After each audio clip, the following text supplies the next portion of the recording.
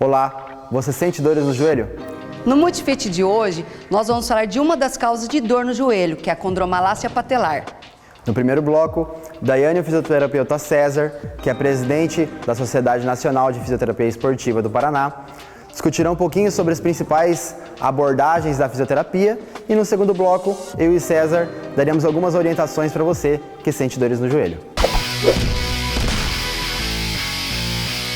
Para você que não sabe, condromalácia patelar ou condropatia patelar é o processo de desgaste da articulação do joelho, na qual o principal sintoma é a dor na região anterior do joelho. Voltamos com o fisioterapeuta César Parreira, que vai falar sobre condromalácia patelar. César, quais são os sintomas? O sintoma mais comum da condromalácia é a dor na região anterior do joelho, que pode estar ou não acompanhado do inchaço na articulação. E com a evolução da doença, nós podemos ter perdas funcionais, como dificuldade para subir e descer escadas, para ajoelhar, para agachar e também para realizar algumas atividades esportivas. E quais são as principais causas? Entre as principais causas, nós temos a sobrecarga aplicada à articulação do joelho, principalmente nos esportes que envolvem saltos e corridas. Nós temos também fatores que envolvem desequilíbrios musculares na articulação do joelho, como a musculatura da coxa, a musculatura do quadril, que influenciam diretamente nessa articulação. A obesidade é um fator importante também, que a gente deve sempre orientar os nossos pacientes a ter um peso adequado para a sua altura. E também o uso contínuo de salto alto para as mulheres pode ser outro fator importante de causa. E como é diagnosticado? O diagnóstico clínico da condromalácia é feito normalmente pelo médico ortopedista, que através do exame físico do paciente, onde ele analisa a sua postura, faz testes de provocação para ver se os sintomas são exacerbados ou não, alguns testes funcionais, testes de flexibilidade, além de exames complementares como raio-x, tomografia computadorizada e ressonância magnética, pode-se fazer então o diagnóstico e a classificação da condromalácia patelar. Eu fiz uma ressonância e deu que eu tenho condromalácia grau 4. Isso é grave?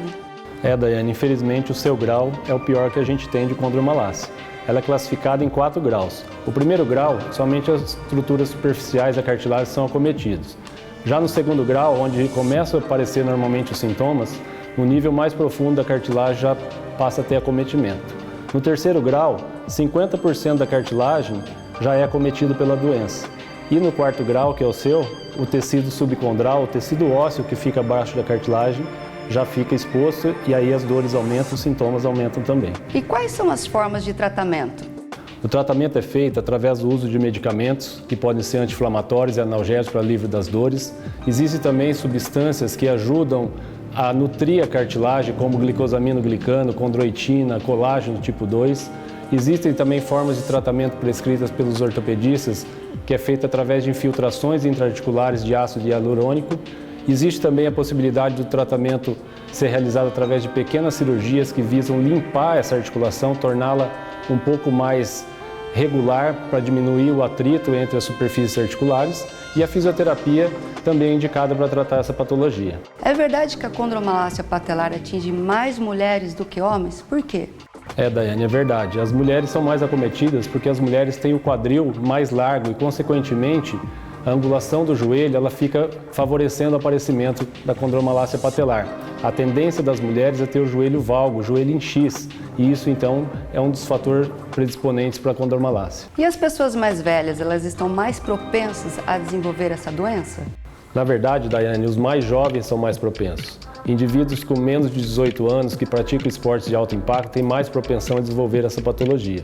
Indivíduos mais velhos que já têm esse desgaste na articulação, normalmente eles ocorrem de natureza idiopática, ou seja, sem causa definida.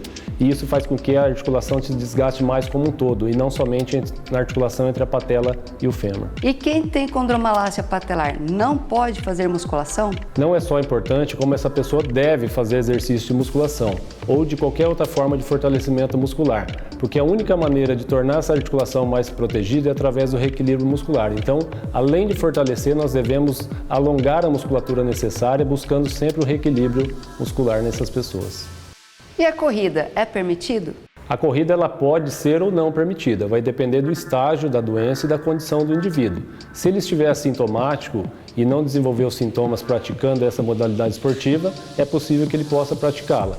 Mas se não, é interessante que a gente busque outra forma de condicionamento físico para esse indivíduo. Se não for tratada, ela pode virar uma artrose? A tendência de toda doença degenerativa articular é a evolução para um processo de desgaste mais avançado, que a gente conhece como osteoartrose. E a condromalácia é uma patologia que pode sim evoluir para uma artrose, inclusive fazendo com que o indivíduo sofra até uma cirurgia mais avançada, que seria a colocação de uma prótese na articulação. Vamos lá, César? Vamos lá. Daiane, eu vou pedir para você subir no degrau, colocar uma perna para frente, as duas mãos na cintura, e agora você vai abaixar com o pé direito na direção do chão e voltar, tá? Nesse teste a gente observa se há controle da musculatura posterolateral do quadril sobre a articulação do joelho. Esse é um dado importante porque se o joelho vai para dentro, a patela tende a vir para fora. E durante então atividades dinâmicas, o indivíduo que vai desacelerar, descer uma escada, o joelho vem para dentro e a patela vem para fora. E isso vai acentuar o desgaste da articulação fêmur-patelar. Isso traz muitos sintomas para o paciente, como a gente já falou anteriormente.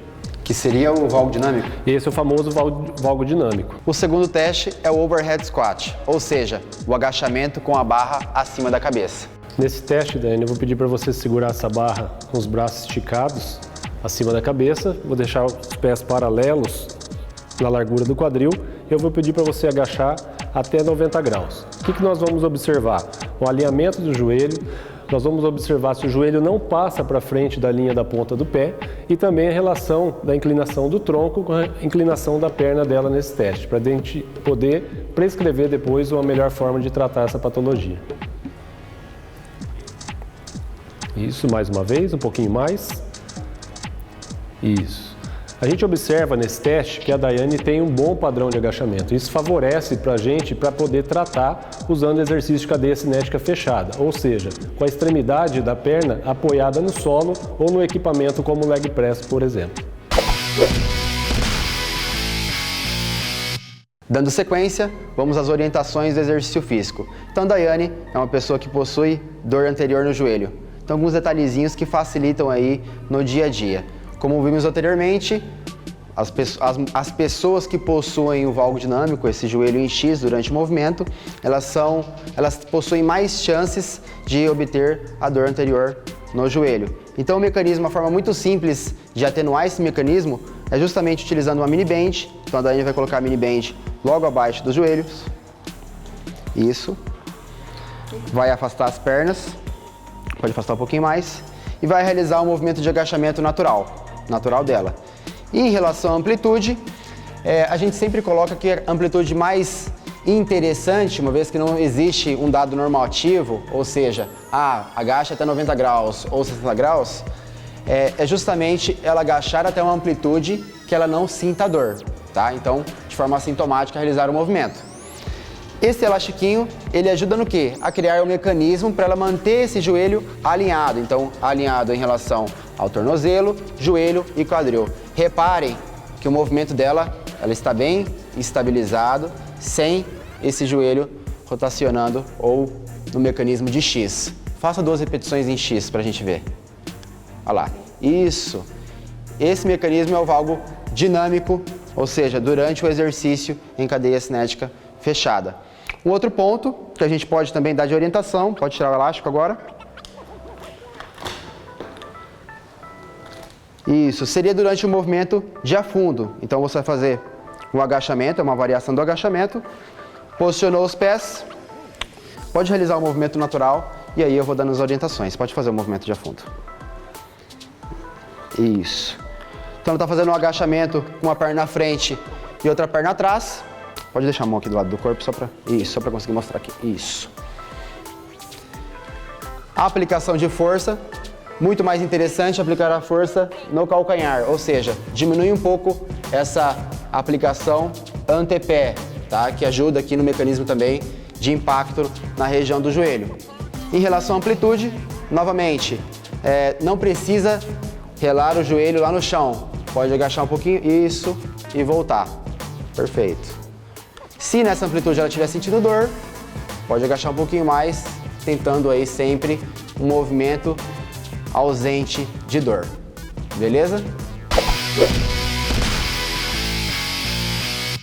Então vocês viram a importância do trabalho multidisciplinar, desde o diagnóstico com o ortopedista, depois do trabalho fisioterapia e depois a transição com o profissional de educação física ou nas academias.